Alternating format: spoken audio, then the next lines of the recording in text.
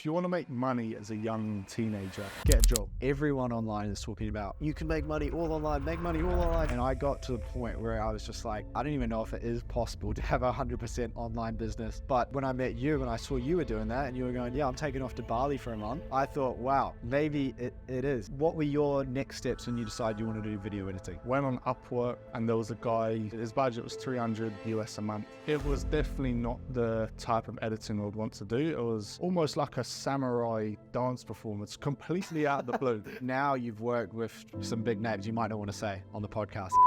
There's a name that I was working with for some time. Yeah, he's got what, like 100,000 subscribers on YouTube? Yeah, 140 now. I'm introverted. The idea of putting myself out on camera, I hated, but you have to put yourself out there at one point or another. You might not want to talk about it on the podcast, so let me know if you don't. Having a girlfriend and being an entrepreneur, how do you find that? I think this.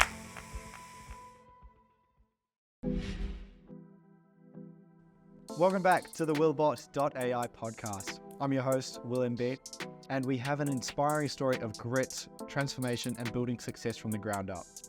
My guest today is my good friend, Aidan Hofma, another young entrepreneur, world-class video editor who's made a name for himself working with top content creators around the globe, including me. Aidan is absolutely crushing it. Just 1 year ago, he was working a minimum wage job, and now he's earning between 7 to 10K per month, editing videos for clients all over the world. And he's only 20 years old, even though he looks like he's 28. Originally from the UK, he moved to New Zealand at 16 without knowing anyone, no connections, no one. And he's since built an impressive career in video editing. He's also amassed over 17,000 followers on TikTok, with some of his videos reaching millions of views. In this episode, we're going to share how the heck he did all of this and what it takes to do it yourself and everything in between. Enjoy the episode.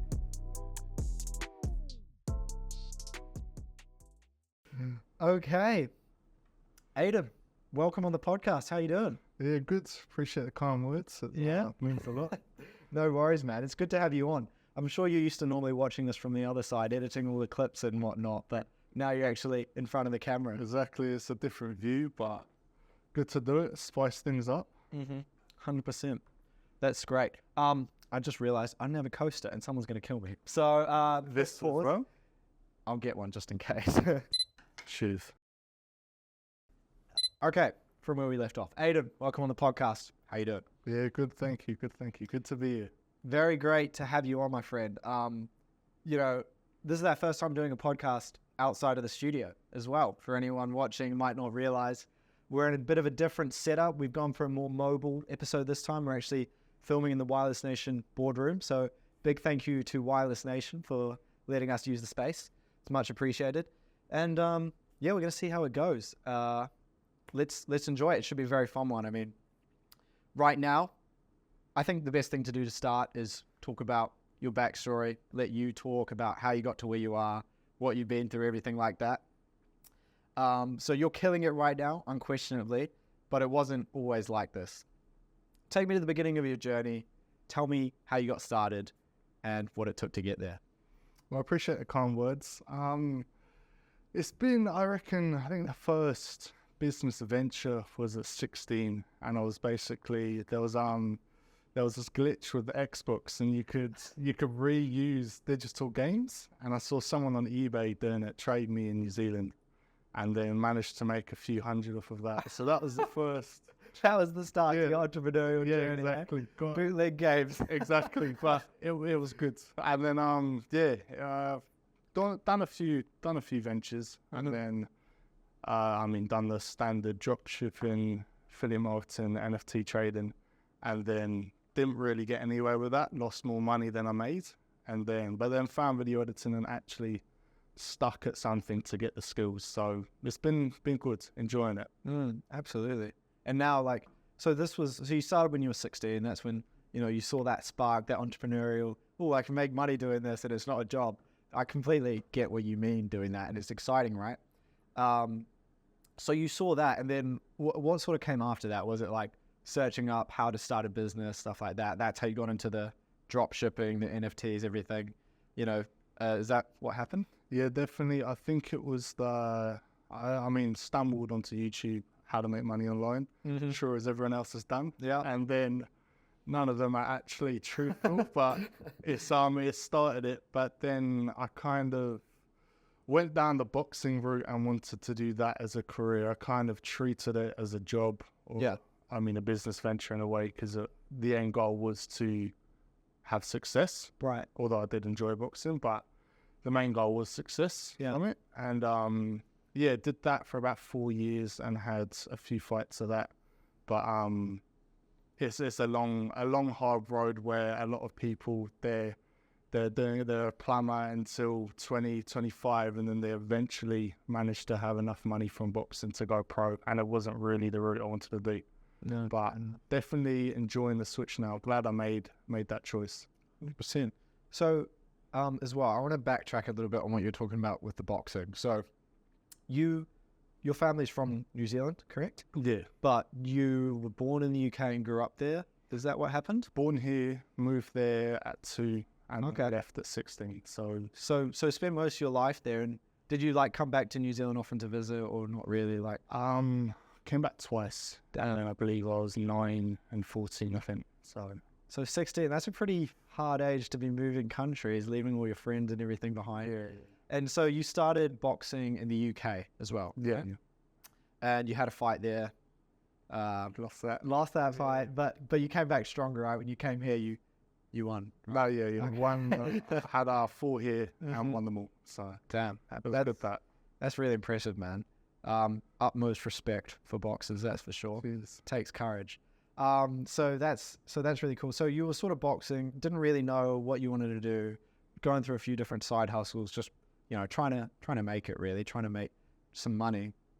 And then you came to New Zealand, kept boxing obviously, but didn't know anyone. What was that like? It was rocky, but I had family here. Came here with my first family and then extended as well. Everyone was here. So that was nice. Had the comfort of that. But starting school, no one except my brother and I. Yeah. But it was definitely rocky, but I wouldn't change it in any way. I think it's a good push, especially at that age. But you kind of adapt, because I think we got here during COVID, so it's like we're in isolation. But it was kind of nice to get my head straight and just kind of be dialed in on something. Yeah. Focus on something. So definitely wouldn't change that at all. It was good. It built those. Would you say it built those disciplinary values inside of you, which made you get those hardworking stuff? Do you think it came from boxing, or it's just have you always been like that? I'd say kind of a bit of a mix. I think growing up, I was always interested in just kind of pushing myself, going on runs and things like that. But I think boxing in England was definitely that was the it's now or never type of thing. Yeah. And then dedicated that, and that New Zealand kind of was that extra push to be you need to get proper and serious, so that and it was good. No, that's really cool, man. Thanks for sharing that. So you're going through that, and so what age did you start? Because you tried with a few different businesses, had some varying success, and I know you had some videos on. So did you start posting on TikTok before or after you became a video editor? I was posting before. Okay. But I was initially doing the SME agency model, but the problem was that I wasn't good at anything, and it was more I'm very glad I didn't sign anyone, because I would not have been able to fill on what I was promising. Yeah. So it's basically a scam, in other words, but the intention, there was good intention. Bootleg Xbox games, scamming clients with SME. No, there was good intentions with it, but I think listening to the wrong people online. Yeah. But started the videos up kind of to separate myself from all of the other agencies. But I think looking back at it now, I think hearing an 18-year-old talking about motivation, it's not gonna boost the business. So I definitely learned video editing from that, but I kind of quit the agency model and wanted to do selling the ebooks, because I built up a following where I thought I'd be able to monetize from it. But stupid thing is that it's all 14-year-olds watching, and they've got no money, so there's not really a market there. But So yeah, got to the point where it was like, there's not much hope with this. So it's either I kind of was like, okay, what am I good at? And then it was like, I've always been in shape from boxing and whatnot, so I could go down like that online fitness influencer thing, which I absolutely hated.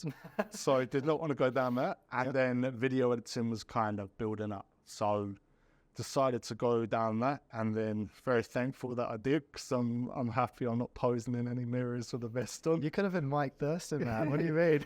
maybe. No, that's really cool to see. So you, because I know before you even started doing video editing, you were getting good views on TikTok. Like you had one video that got what, like 1.7 million views, something like that. Yeah.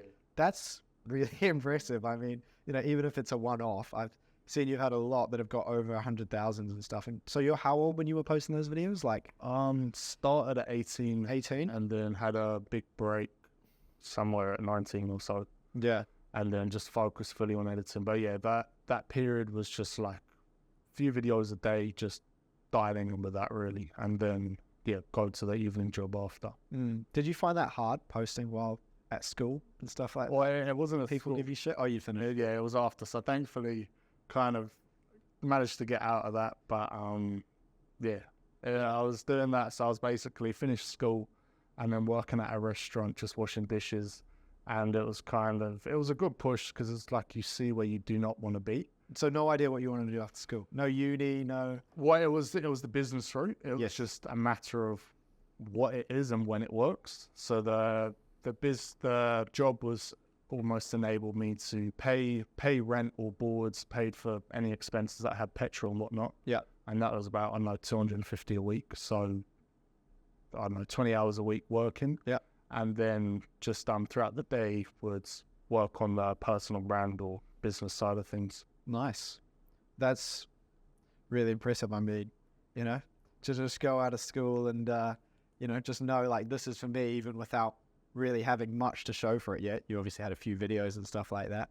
That takes balls. And your parents supported you through all that and stuff, or were they a little bit like, should go to uni, should get a job? I kind of had that talk previously before that about the uni thing, and they kind of accepted like it's not going to happen. Yeah. So I mean, I don't really know what was going on in their mind. It wasn't spoken about much. Yeah. But I'm sure they were supporting in some ways, I guess. Well, I'm sure now they're more than proud of you, right? Yeah, hopefully. So, okay, well, that's really cool. I mean, I know even when I was posting like my first videos, I was like, oh shit, do I really want to post this? Because, you know, you're at school, people talk, and they're always going to give you shit. You probably didn't really know anyone, and you're a boxer. So if anyone chatted shit, right? Yeah. But yeah, I think it does take courage just to post that first video and really put yourself out there, because you're leaving yourself exposed for everyone to come at you. And as soon as someone sees something like a little bit out of the ordinary that they maybe don't really understand, I think they just want to go for your throat, because you're an easy target. And it takes a bit of time to get through it. But my opinion definitely on it is, if anyone out there is thinking about doing it themselves, is that is the perfect place where the people who are never going to make it get weeded out. And I know I'm talking like I made it. I know I'm far from it, right? But if your friends and people around you giving you shit is the first thing that's going to, stop you from doing it, then you really can't handle when it's millions of people doing it, right? Yeah. And I'm not saying I ever want to get to that level. I'm just saying I think that doing that alone takes courage, and it really shows a true testament to character. So respect for that. And millions of views, 17,000 followers on TikTok. Not doing too bad. Yeah. Were you in school when you started? Yeah, I was like, I remember when I posted the very first Willbot videos, I was around 16, I think. No, God, no, I wasn't 16. I was 17. Just turned 17. And that's when I posted the first videos. Or was I 18? Oh my God, I can't even remember. No, I was 17 when I was posting the first videos. And yeah, I was, bit hesitant putting myself out there. And I remember watching the first video, and it got loads of views, but it got something like 65 shares And for the amount of views that got, you know, like 65 shares, that's all just going to people's group chats, like flaming events from school. And I know, like, I've heard from friends of friends that, like, people chat shit, they do this, they do that. But honestly, I think I've got to the point now where everyone around me more respects it rather than anything, because they see that I'm not really out here just trying to preach a bunch of bullshit to people and say, do this, do that, do that. I'm just showing my journey. And, you know, I haven't really accomplished that much yet, but I've still sold my first business at 17, still, you know, started an online business, run a few different businesses now. So I think I've got a little bit of credibility, and you certainly do. So that's part of what helped me. And even the worst one for me was that first day in the life video. You've seen my day in the life video? I've seen a few of them. That one for me, I was like, oh, do I really want to post it? Because it was on my main Instagram. It wasn't on my business one. And I was like, oh, do I do it? Do I do it? But I actually got loads of love from it. Like, heaps of people commented that I didn't expect it. So yeah, honestly, it's just sending it and just doing it. Yeah, once the first one's done, it's like you've already done the hard work. Exactly. You can just like do it again. But the first one's the hardest. 100%. I didn't have enough balls to post it on my usual social media, so I made a new one. But word eventually gets out. It always does. It always does. But it's good though. Of course. And I think investing in your personal brand is probably one of the best investments you can make. I've got this scheduled for later in the podcast, but we can get into it now. I mean, we'll come back to that. I want to finish by talking more about you and how you got to where you are, because, you know, I think the story keeps on getting better. So you came to New Zealand, just knew your family, started doing the personal branding stuff while you were boxing, while working, not really knowing what to do. What was it that clicked in your head or sparked the interest to start video editing for other people? It was just that turning point of like, what I'm doing right now is not working and there's not a market for it. So it's either the fitness stuff or video editing, and that was definitely the route I'd prefer to choose. So I was this because you saw, sorry, I don't mean to cut you off, something on YouTube or like videos of other people doing short form video editing? Was that what interested you initially, or was it just these are the two things I know how to do: work out and edit videos? Yeah, no, definitely that one, because I saw Alex Emosi talking about it, and he was like, if you're starting out, look at what you're good at, and what you can grow into, and that's what I kind of did. So it wasn't necessarily a YouTube video that sparked the, well, I guess I could credit it to him, but not directly. Right. But yeah, it was more just what I've got a skill at that I can actually sell and make money off. So yeah, went down that route, and then glad I did it. Yeah, and so you decided you wanted to do video editing. What was the next step that you took? Was it just straight to sending cold DMs, or did you put a business plan in place, or what were your next steps when you decided you wanted to do video editing? Take yourself back to 18, 19-year-old you, however old you were. So I was kind of half in, half out. I went on Upwork, and then Upwork's basically a platform just applying to like freelancer jobs. And there was a guy charging his budget was $300 a month. And I was like, okay, I'm making nothing, so great.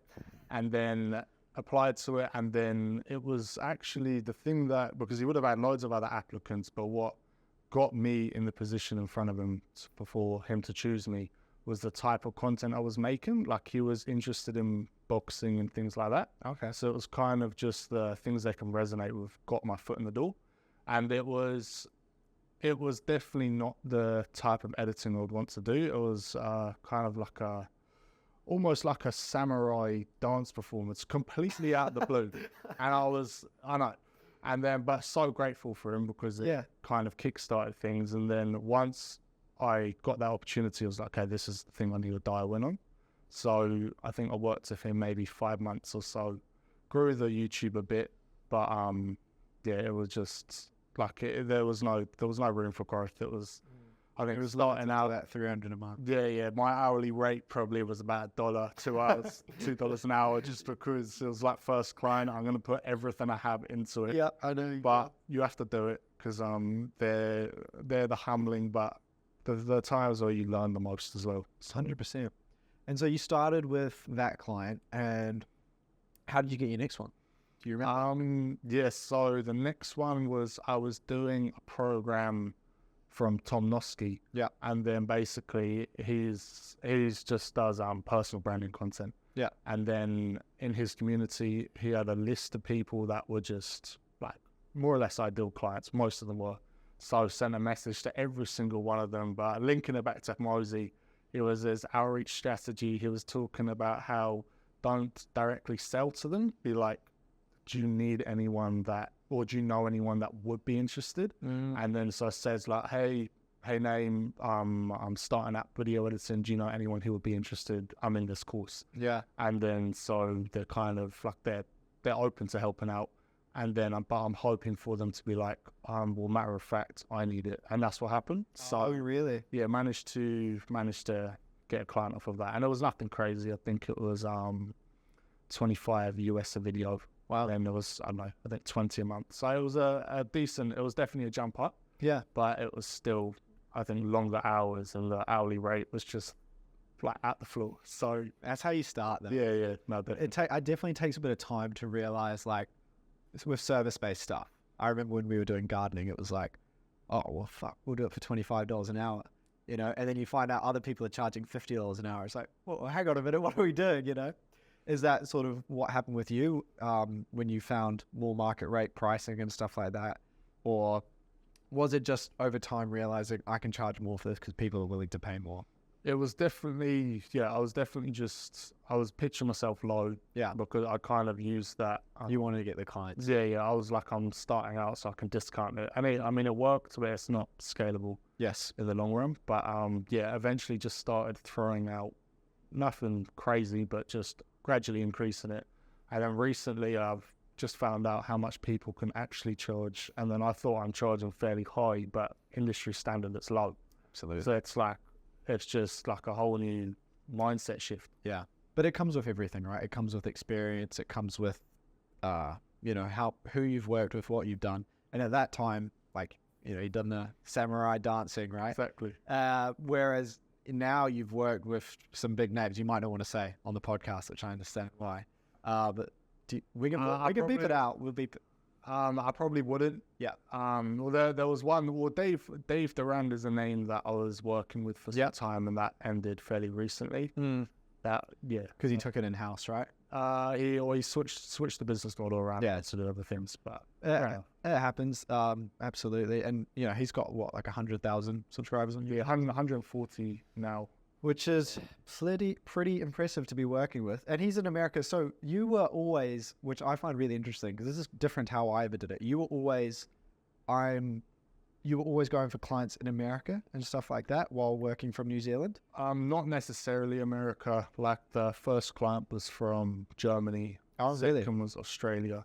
And then the rest have been America. But it's not like I'm directly targeting them. It's just those are the people that we're willing to work with. And then you were the first Kiwi client. So. Was I? Yeah. Oh, look at that. So good. Right, unfortunately, I'm getting done by GST because of you. Oh, so, man. Yeah.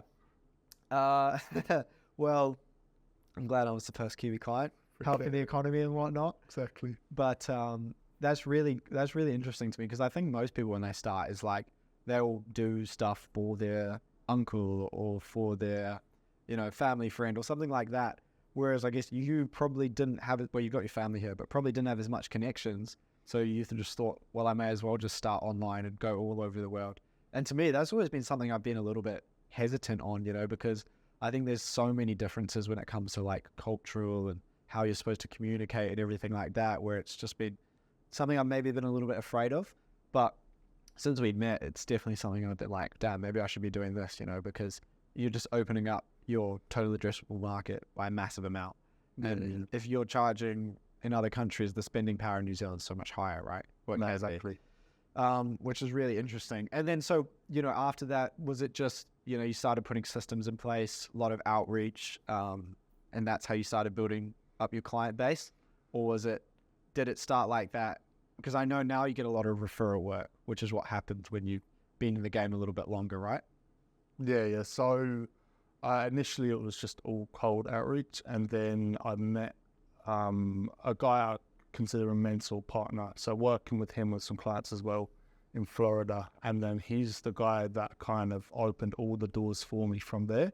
So beforehand, it was just like the smaller retainer clients. Yeah. And then like even now, like I'm just as confused as I was before. It's just like different problems. But Yeah.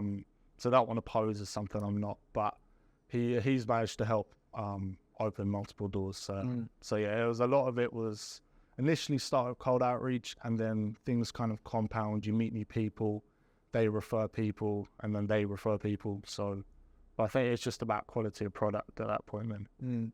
Because that's something I found, I related to a lot, was at the start, it's, pretty hard forcing to get those first clients, but then the snowball effect starts picking up. And as long as you're providing a good core product or service, the referrals just come, and then all of a sudden you've got more work than you know what to do with, right? That's exactly what we had with our service-based businesses. And I've had similar effects with Willbot, a lot of referral work coming through. For people listening and starting out in business, because I don't think they realize when you talk about cold sales, the amount of persistence and numbers and effort that actually takes.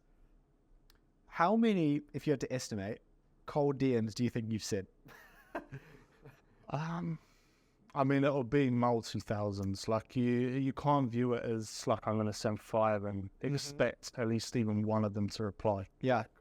It's just a matter of no after no after no. Yeah. And then eventually you'll find a yes after hundreds or thousands of messages. But like you just have to do it. Like you can't be lazy about it and expect things to come to you. Because especially now, like even like I'd imagine for yourself as well, getting leads a year ago, 2 years ago was very different. And now it's like, it's just a lot harder. 100%. Because the market, people just flooding this online space. Yeah. Especially with the big influencers kind of pressing it.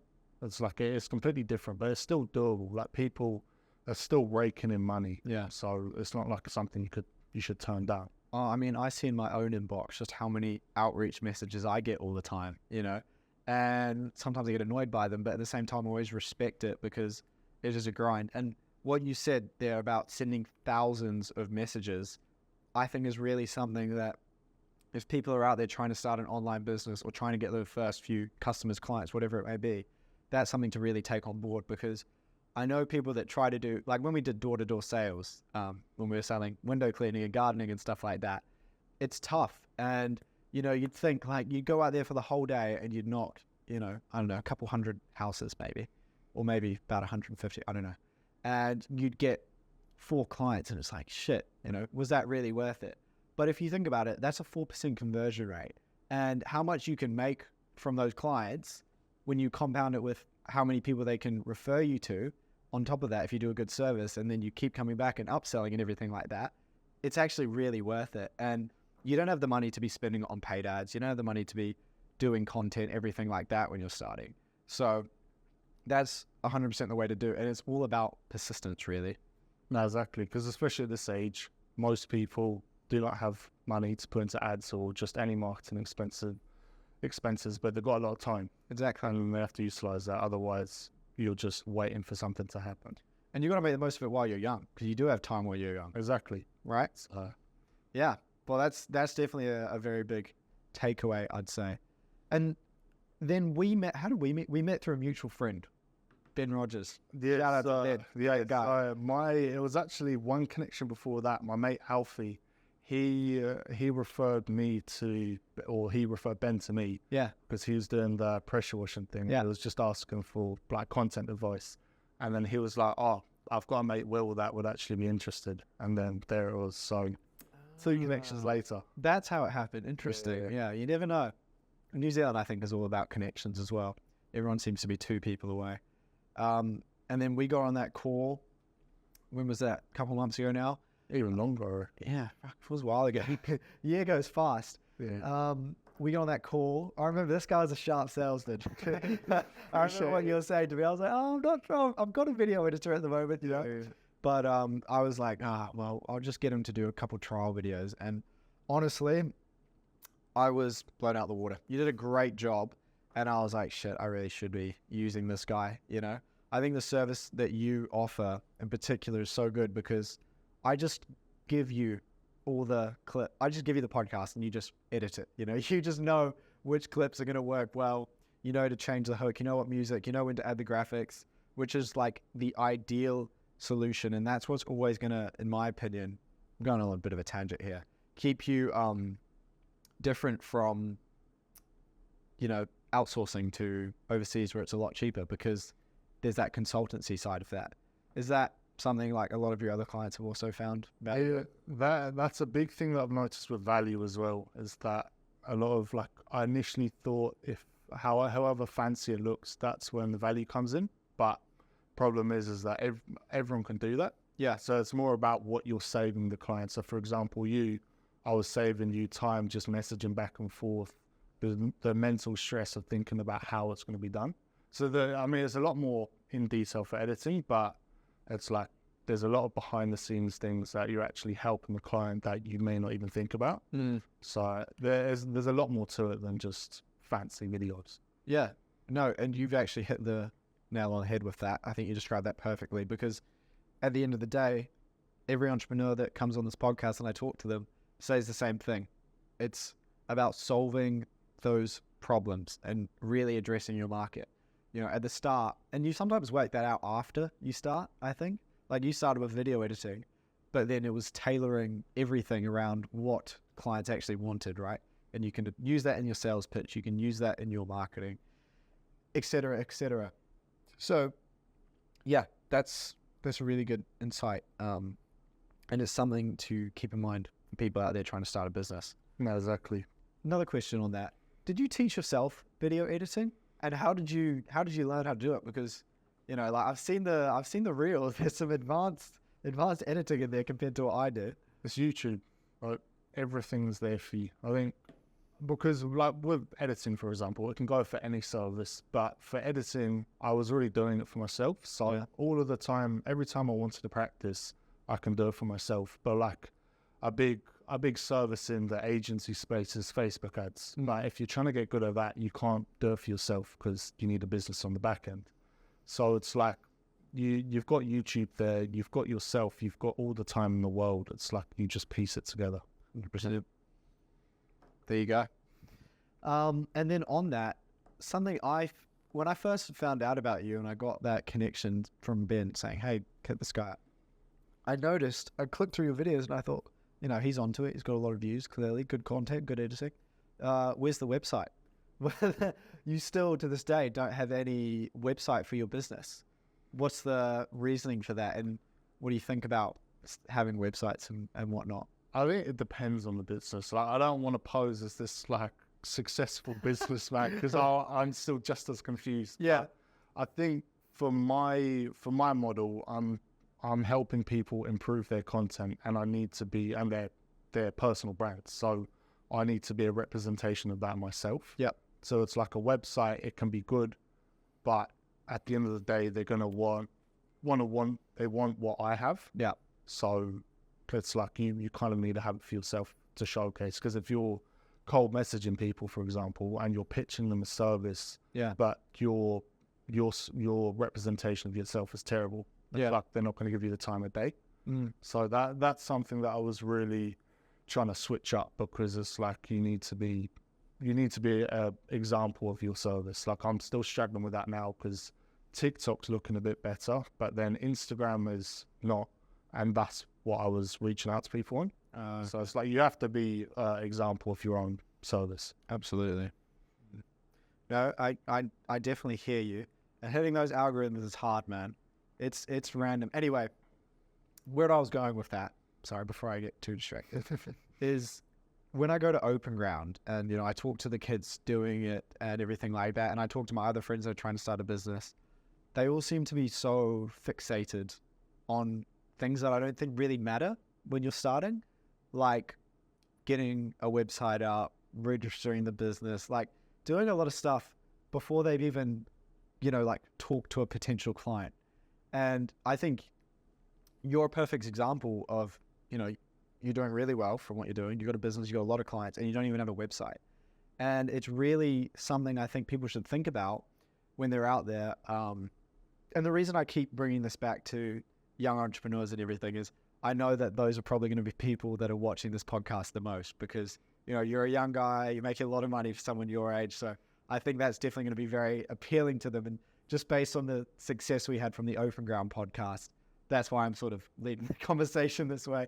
I think, you know, you talking about not even having a website is something people should really think about. Yeah, I mean, I wanna lay it clear with the numbers there. Like, they do fluctuate. Like this month, yeah, I mean, you said at the start 7 to 10. This month I did 5. So it's like things do fluctuate, and it's not everything what you see online or hear online is true. Well, no, I'm happy to keep it because there's a lot of shite out there. Yeah, that people are misled by. But like for myself, I'm still a sole trader. Yeah, I don't even need to register a business because it's all. Even if I had, like, I'm just running under my name. So even if I had a business name, I can still register as a sole trader. Yeah, and go off of that. So like, I remember I bought this agency course, and I won't chuck the name out there of who hosted it, but agency course. I wonder who that was. No, it's not the big guy. Okay. It's, but anyway, it was like the focus there was just completely off topic because starting out, he's teaching people to go from 0 to 10 to 20K or whatever. But the problem was I was on 0, but something's happened with that camera. No space. Has that just happened? Yeah. Okay, we're pausing the podcast. All right. Sorry about that. We had a slight technical difficulty there. First time filming outside of the studio though. So we're just going to pick up exactly where we left off. So, Aidan, you previously did a course. Expand on that. So, it was an agency course, and the problem is that it was for people in my position, and I had no business, no experience, no nothing really. Yeah. So I put all my money into that.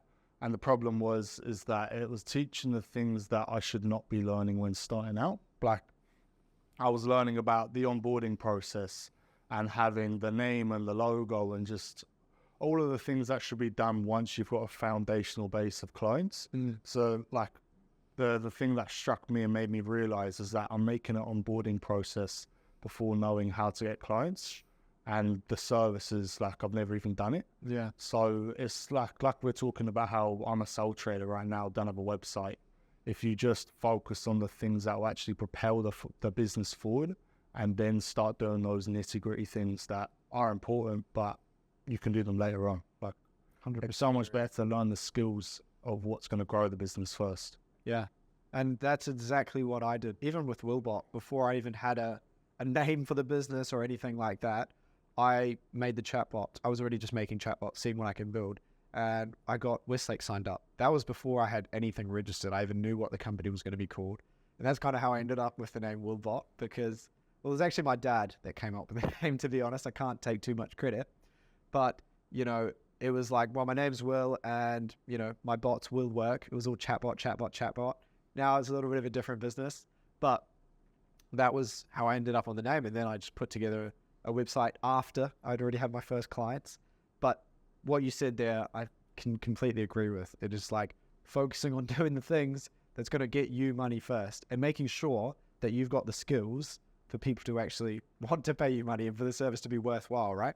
No, exactly. Because like I'd imagine same for yourself. I took 3 months setting up the business before trying to get clients. And it's like I'm also paying for all of these fancy softwares that he's getting a commission from his affiliate link. Absolutely. And then I'm not making any money. So it's like it's twisted. And like with like, I mean, we talk about it a fair bit about just types of business models to start in. Like the service-based model is perfect, because for me, I'm operating at 94% margins, and it's like it's not like I'm using products to like, or just continuous products other than subscriptions.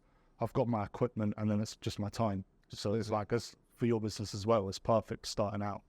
But I think people get it twisted about like drop shipping, for example. It works for many, but starting out, you still need a bit of money to actually get it going.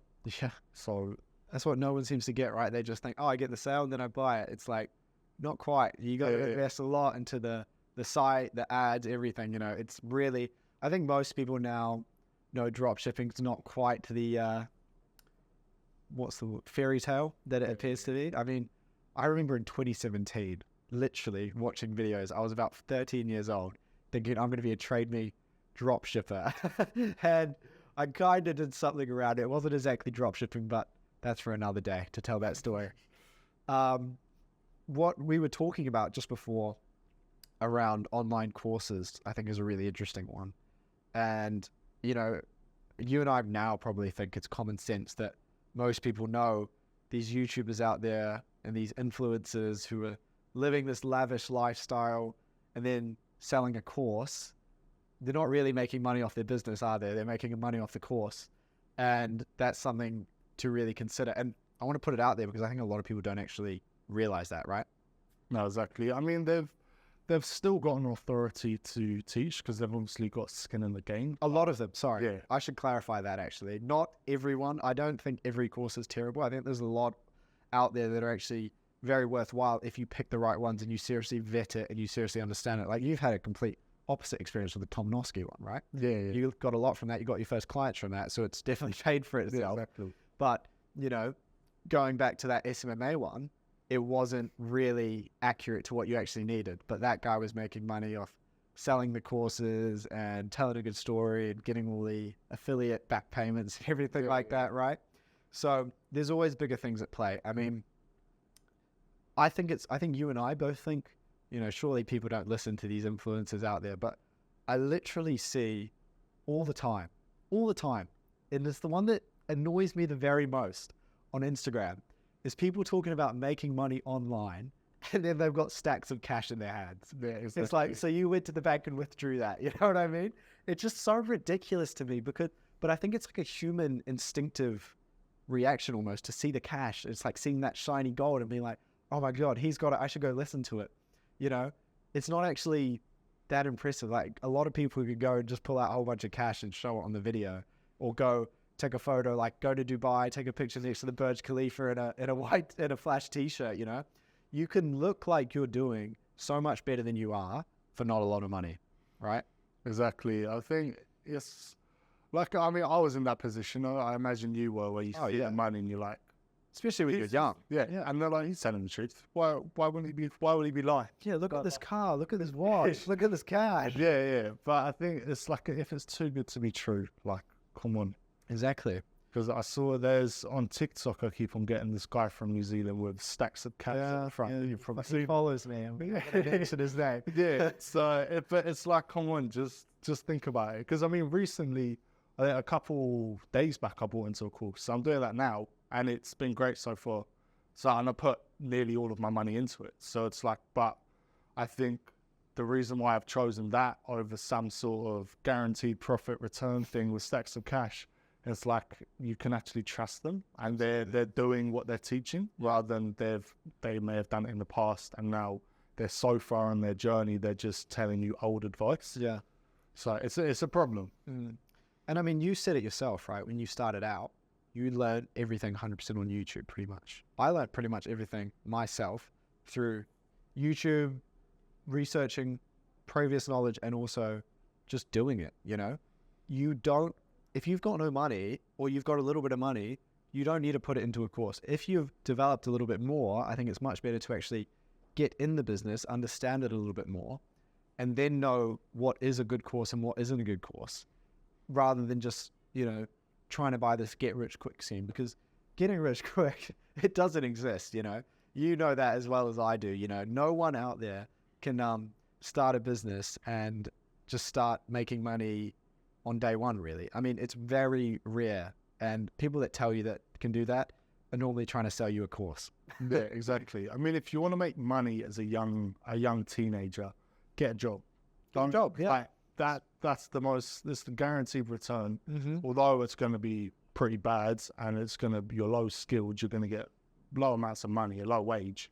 You're still making money rather than working at a business for 6 months on your own drop shipping thing. Yeah. And then chuck money into a hole that you're never going to get back.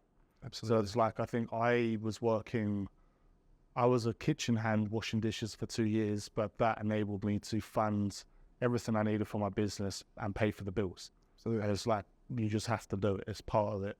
Mm-hmm. You gotta put your ego in check and know where you are and just go from there, right? You know, I definitely get what you mean. But then again, Aidan, I know from my family members and also dealing with a lot of people younger in this economy, pretty hard to get a job, right? So it's sort of a give or take. I think, yeah, there's so many ways to make money if you really think about it. Like if you're a kid and you just want to make money, you don't know what you want to do. I guarantee you, if you get your mum to post on every Facebook group, my little Jimmy's got a gardening business and he'll come mow your lawns for minimum wage, he'll come be a laborer, whatever it is. You start doing all these stuffs and you really put yourself out there, you really work hard, it's going to lead to bigger opportunities and it's going to start putting money in your pocket, because there is always, in an up market and a down market, from everyone I spoke to that have said this, because I'm not talking like I'm an expert here, there is always opportunities to make money. No, exactly. You just got to find them. Yeah, because one of my previous clients, he said that in one of his videos, and he said, everyone, when you're young, people want to help you to take advantage of that. Yeah, especially here in New Zealand, I found. Exactly, because I think every auntie and uncle and friend is going to want to pay to wash their car. Even if you're making $15, it's like, you have $15 now, you didn't have before. Exactly. So yeah, you got to put your ego in check. Really just put yourself out there and start working. And it will definitely be worth it. It's about getting the experience, about getting everything, realizing how you do the service, you get paid, how you sell. There's a lot of skills to be learned in just those simple little businesses like that. I mean, like maintenance, mates. I don't want to talk about it for too much because I talk about it in every podcast, but like that literally started not by me, but my business partner just saying, I don't want to work at New, I want to make some extra cash, posting on Facebook, hey, anyone, want some gardening, want this done, want that done. And he was just borrowing tools at the start, or even using the clients, charging like $25 an hour, which was a couple bucks above minimum wage. And it just went from there. You just grow and you learn as you do it, Never bought a course on how to start a gardening business, that's for sure. exactly. It's so accessible. Like, I mean, I never did any physical businesses like that. Yeah. But it's like anyone can do it. Yeah. That's the thing. Like, if it's car washing, you can pick up a sponge. Exactly. It's that simple. But I think it's more continuing, because at the start, it's not going to go the way you want. Yeah. It's never going to go the way you want, but you're going to get better over time anyway. Mm-hmm. So it's just literally continuing and going through it. Yeah. And it's all swings and roundabouts, It's definitely not all fairy tales. You got up weeks, you got bad weeks. It's, I know that, you know that, I'm sure. But it's all about pushing through and just working hard, really. So yeah, that's something I've heard a lot of people say the same thing. Courses, getting pretty much scammed on them. It's a surprisingly big market out there, and I think people should really consider that. But at the same time, I think it's leaves such a gap in the market for people probably more like us. And I think this is how Alex Hormozi actually blew up so much, was he was never, until he started his school stuff, he was never selling anyone anything with all his content. And he got a lot of engagement from it, People almost got so sick of hearing about courses, this, that, the other, all the time. And I think there's a real gap in the market now for, entrepreneurship and entertainment and everything like that, for just the raw experiences, this is what it's like. I'm not even trying to teach you anything. Here's what I'm doing. Here's what works. Here's what doesn't work, and just putting yourself out there. I think people respect that a lot more, especially when they don't see that link in your bio to go buy that course, right? Yeah. I think it's about documentation. Like, yeah, I think with my content, I haven't directly been documenting, but from start to now, you can see the transformation. Yeah. But I think one thing that I learned about it was that initially I was posing as this authority, and it was just stupid, because I was talking about how to be rich and successful, and it wasn't like I was funneling people down to buy something from me. It was more just like the foundational discipline skills and things like that. And it's like, obviously they're going to be needed. It's like, you need to be disciplined to be successful, yes, but it's like, coming from me, it's a bit different. Yeah. So I think I don't know, there's a big problem with posing as something people aren't. And so I think, like you said, that gap, there's a big gap for just transparency. 100%. So definitely something to do. Like, I've seen a lot of people now, actually, they're just documenting on YouTube, like no thumbnail. It's just literally just a part of what the video was. And then it's like day one of dropshipping journey. and like they're not teaching anything, but people can relate to it and they want to watch it.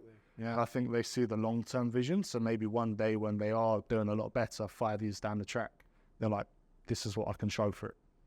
Yeah. And I think that's part of the reason you're probably doing your videos. Definitely part of the reason I'm doing my videos. You know, it's just social proof. And I wish I started it earlier. You know, I think, to be honest, not that I'm recommending or not recommending someone, that's something Iman Gajji did really well, wasn't it? He's filmed, and everything you can see from day one is on YouTube, you know? So even though he gets all these allegations, this, that, the other, he's still got a lot of proof to show exactly where he started from and what he did. And that's part of the reason, it's a big part of the reason why I started doing what I'm doing now. What you said on the education part, I completely agree with. And I think that's actually why, because I, you know, just out of my sort of circle of people I know, knowing on North Shore, the ones, because there's been a few that have also put themselves out there with entrepreneurship content and whatnot. And for better or for worse, I know the ones that have been more of a preaching point of view of, you know, almost I'm better than you, like this is what you should be doing, da da da da da, from an authority, normally doesn't get responded to as well as this is just me here showing what I'm doing. And I think that's probably something to think about as well for anyone out there that wants to start making personal branded content, right? No, exactly. It's like telling people what to do and then saying this has worked for me, it may work for you. And it's also, you don't have to actually make content. Like I've got a mate doing a cleaning company. Yeah. He doesn't make any content or personal branding content. He films ads, but he's doing extremely well just cleaning. And that's just like started door to door like yourself, and things grow up from there, and then eventually paid ads. Yeah. It's like, not although this online business and personal branding is a big trend right now, doesn't mean that's the only option. Yes. There's so many other things about. Yeah. I think we should, and you know what, personal branding really isn't for everyone. If you actually think about how many people do get to the very top of that compared to how many people there are in business, it's a very, very small fraction, right? And you definitely don't, like you said, have to be posting yourself, have to be doing a podcast, uploading videos to Instagram, YouTube, everything like that. But I think it also has its benefits at the same time. 100%. So I think we should talk a little bit now about personal branding, because you've been into it for longer than I have. But, you know, I've sort of got into it recently, and I think long term, it's probably one of, if you've got the right person, and I'm not trying to say, oh, I've got such a great personality for it, but if you don't mind putting yourself out there, I think it can be a massive investment in your long-term success. No, 100%. But also I think even if you don't think it's for you, there's ways to go about it where you can still do it how you want, but you need to do that initial push. Like, Yeah. I'm introverted. The idea of, or initially before I started, the idea of putting myself out on camera, I hated. And it was like even like reading in English class, reading the book out loud, like hated that. Really? But then it's like, I understood that if the goal I have in the online space, Yeah. I kind of need to do it. Like it doesn't matter of what I want. I can still change things along the way and make it personal to me, but you have to put yourself out there at one point or another. Wow. That's impressive, man. To really put yourself out there like that. So respect for that. I'm sure you were the same, like everyone is really. Oh, yeah. You know, definitely. Like recording those first videos, I mean, I'm probably more of an extroverted person at heart, but recording those videos and like uploading it, you're really leaving yourself open, like we were talking earlier in the video, right? So yeah, no, I get what you mean. So you mainly were doing it for, you got to do it because you're editing other people's personal brand. You were your first client. Yeah, exactly. You have to be. Yeah. For me, I think the reason I'm investing in my personal brand is because I think people don't realize, like, obviously it's a big now with social media, but the idea of business people being, I mean, it's got its pros and cons, that's for sure. Being high profile definitely does have a lot of benefit, you know, and people think now it's obviously getting talked about all the time, but even if you go back to like Richard Branson and people like that, it was all about them. And then that was in turn promoting their businesses. I think the main reason why I decided, and also why I sort of named my company partly after me, to name it All Around Me, is that when you're investing in your personal brand, it doesn't matter what business you're doing, you're always going to have it with you. And you're never going to be able to sell it, really. You're always going to have that influence and that following. I'm talking in the future. If I ever get to this level, I might not. I might give up and just go back to low profile. Can't take the hate comments. But you know, whatever you're doing, you're always going to be able to use that to promote your current venture. And I'm sure as an entrepreneur, you know, it's not going to be the same one from when you're 18 to when you're 60, right? But if you've got it, it doesn't matter what you're doing. If you're always getting attention on it, it makes it a lot easier to get a lot of different things. You know, one example, I think Richard Branson said something along the lines of, oh, they reckon I'm worth $4 billion in the paper. I'm not worth anything near that, but, you know, how else would I need money from the bank, right? Exactly. So that's one example, but that also has a lot of negatives to go with it. So I think personal branding, particularly, and sorry, I know I'm going on a bit of a rant, is probably, if you're up for it and you want to do that and you don't mind being out there, you can really leverage that to get a lot of success. And it can definitely be worth it because it's always going to be with you. You know, I've spent a lot of money on the podcast and the videos and everything like that. I'm not afraid to say it. Almost to the point where I'm not making much money. No, they're joking. But, you know, doing all of that, if I think about what the benefit would be if I invested that money into like an index fund every single week, or if I invested it into my personal brand, if I do the numbers out to what I can actually get and what leverage you can get on that, personal brand by far makes more. Exactly. Like I view it as a step ladder. Yeah. It's like or a key to many doors. It's like it's going to help you in whatever direction you go. So like for editing, for example, it's kind of crucial because you're promoting a service that if you're not doing it yourself, then you're just scamming basically. But I don't know, everyone, even if you're not comfortable to do it, like I wasn't, but it's still worth doing it because it's going to open more doors. And it's not like you have to continuously post forever. Like if you want to stop, you can stop. It's your own thing. Mm-hmm. So it's not something you actually have to commit to. No, probably best you do, but yeah, you don't have to. If you really want to get some traction out there, I would recommend it. You know, investing the time. Money maybe not as necessary, but I'm selling premium quality products. So to me, the production has to be very high quality. That's just part of my brand. But that's not necessary for every type of business, right? I've seen so many guys, like even like in the property cleaning space, for example, just recording a video. Oh, this is what my work was today. And it's a satisfying driveway wash going over the top of that. And they've got thousands of followers. I guarantee you his calendar is booked out for a month, you know, always. Same with like, I've seen the mowing man, you know, so many of those guys.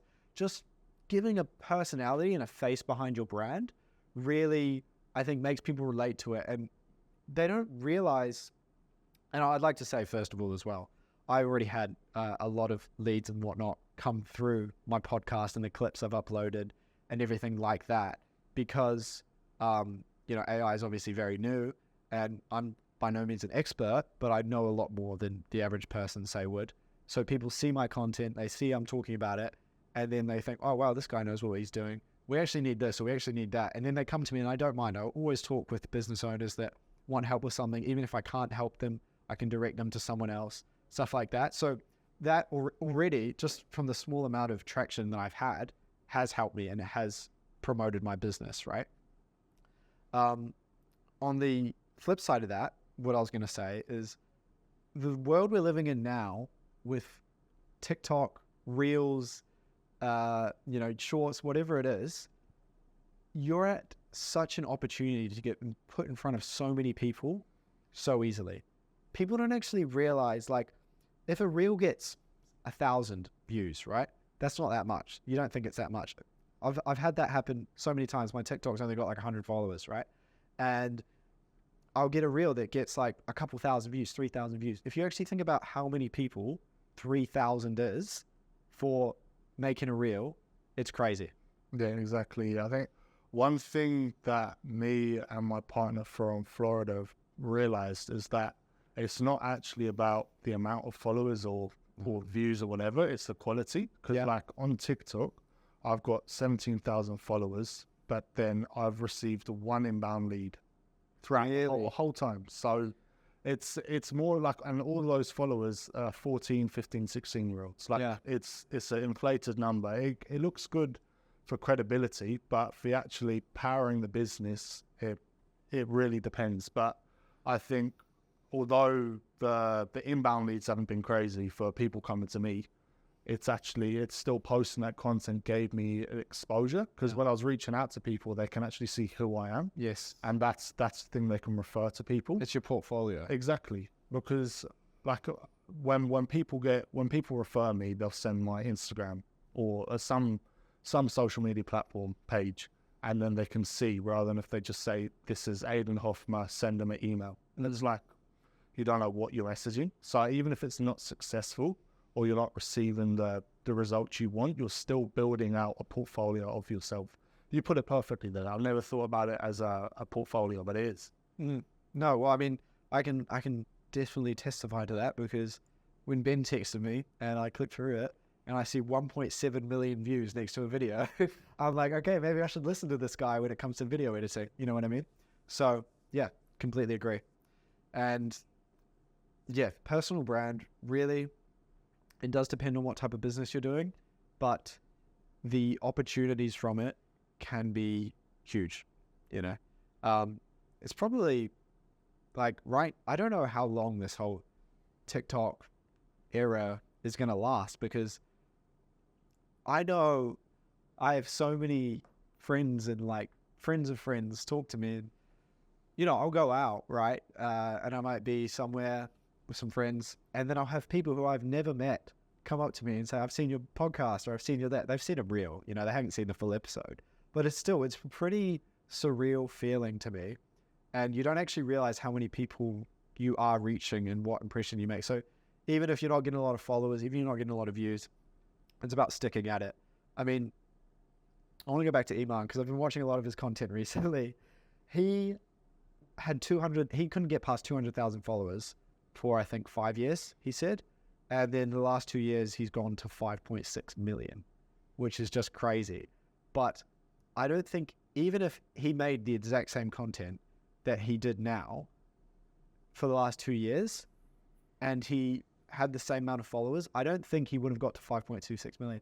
It's because he has this massive portfolio of all this other content that you can see and you can give credibility to, which made him get to that point.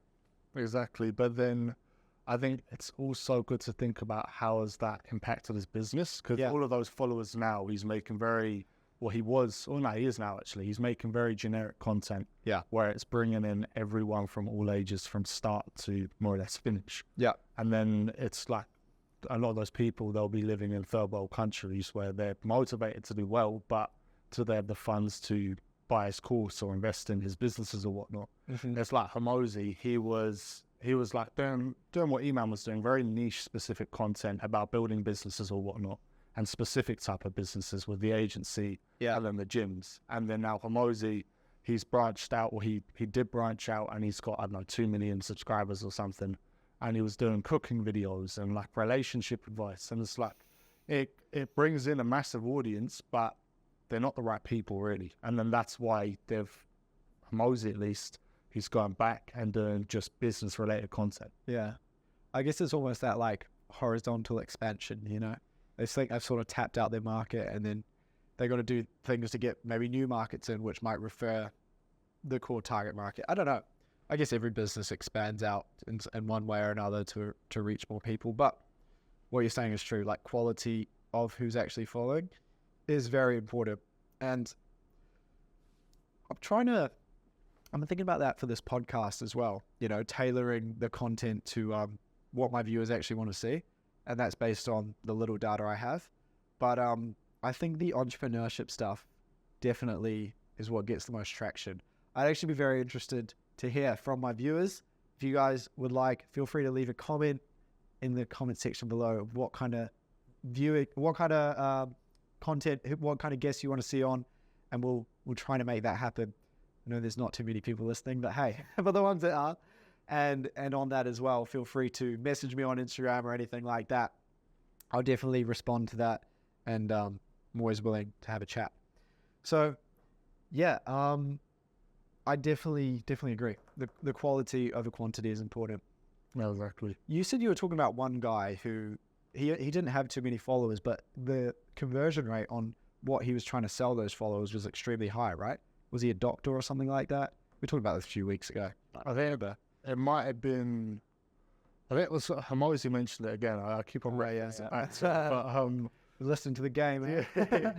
But he was talking about. I don't want to give advice to someone else and claim it as mine. No, yeah, it's like you learn things as you go. But he was talking about how there was this lady. I think it was to do with like dental accountancy or something. Had 1,000 followers, but she was making like $1 million a year. And it's like, there's very few people. I think there was like 20 odds on a newsletter, and Peach was converting people. So it's like, it really doesn't matter about the quantity. If you're selling that high ticket quality of service, right, and you get into that niche, they all know each other. They all refer each other. So, yeah, that's definitely something to consider when going about it. 100%. Okay. I think this has been a good conversation so far. Pretty good. I've enjoyed it. It's much more of a casual vibe. I don't know how that'll be received by people. People loved the Open Ground episode that we did, which was other young entrepreneurs. Even though you look like you're so old, I don't know how you're 20 years old, honestly. But I promise you, he is. It's really impressive to see like another young person doing well in business.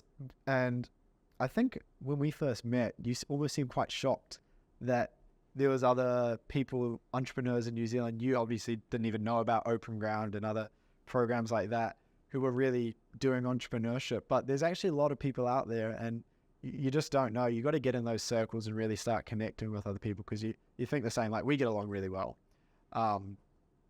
And particularly what I was at, because I knew a few other entrepreneurs sort of our age. Particularly what I was really interested in with you was you were doing it online, you know?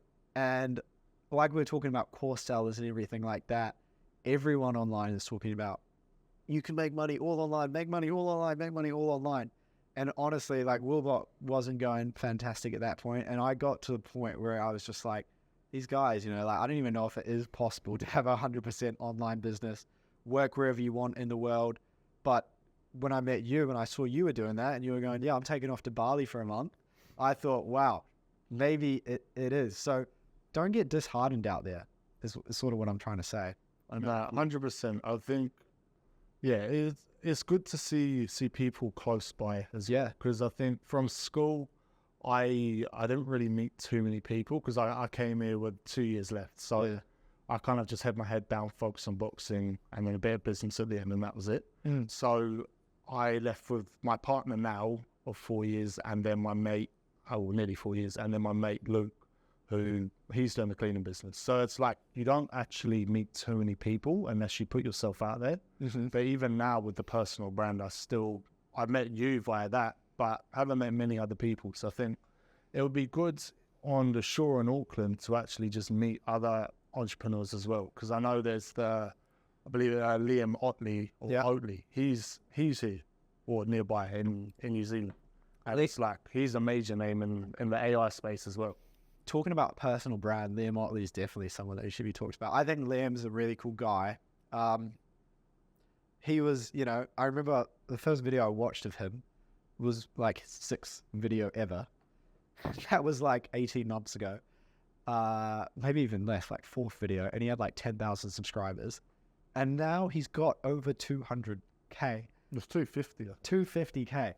In that space of time, I was like, holy crap, that is really impressive. And he did ride the AI wave. That's definitely for sure. But he's killing it, man. And seeing like a Kiwi guy, I think he's like 24 years old? Yeah, much older. Like traveling around the world, crushing it, making a lot of money, really living it up, was like, holy crap. And he went to school like 30 minutes from here. So it's just like, it was the most surreal thing. And that's part of what I also thought, like, wow, this is possible. And yeah, Liam's really cool. And he's moved back to New Zealand as well. Be great to have him on the podcast one day. I messaged him once and he responded. He's a pretty nice guy. If you're looking to get into AI and you're starting out there, he's definitely the go-to guy. Yeah. You know, he's got all the tutorials. He was how I learned how to make my very first chatbot. I think you can kind of outgrow the content sometimes, but for a starting point, Liam's probably the perfect guy to go to if you're looking to start an AI business. Yeah, and honestly, man, what I want to go back to this, so he got over 250K in 18 months. That, to me, really showed how obtainable it is. Because you see all these guys and they're from Dubai. If they're not from Dubai, like, you know, they're not famous, right? They're from Dubai, America, Europe, everything like that. Seeing someone else from New Zealand close to you really makes it seem obtainable. And that's something I've found out recently. I mean, I was just traveling around Europe for a bit and seeing all these, it was my first time in Europe, and seeing all these places and, like, you know, messaging with him back and forth, it really makes you realize it's obtainable. I think when you're starting, it can seem so far away, but just as you grow up and it gets that much closer and closer and closer, you almost think like, you know, anyone can do it if they really put their mind to it. No, which is cliche, but I think it's also, there's one thing to see online, but then meeting them in person as well. Like meeting you, there's someone else who's actually on the same journey. That's like, you only see it online. So yeah, it's a major difference to actually meeting people. So it would be cool to meet up with people in Auckland at least. Yeah, maybe we should do a meetup. That could be good. Entrepreneurial. Yeah, but being in those circles, like a lot of my friends are into entrepreneurship as well, which I definitely should introduce you to. Fuck. All right, I think we leave the other ones rolling, and then we just. Well, was that died? I believe so. Yeah, we'll just. Okay, and we're back. Definitely being in a community is extremely important. I think surrounding yourself with like-minded people absolutely makes a difference. And, you know, I think once you start doing that, I'm not a big fan of that whole cutting your friends out thing. I don't know what it is, but for me personally, I like to bring my friends up. I like to, and you can't help everyone up. That's the truth. Yeah. Some people just don't want to get to what you want to, and that's fine. And you'll probably naturally drift with them. But you don't have to just cut people out your life like that because they're not doing the same things that you're doing, because everyone's different and everyone's still working it out at our age as well. Yeah.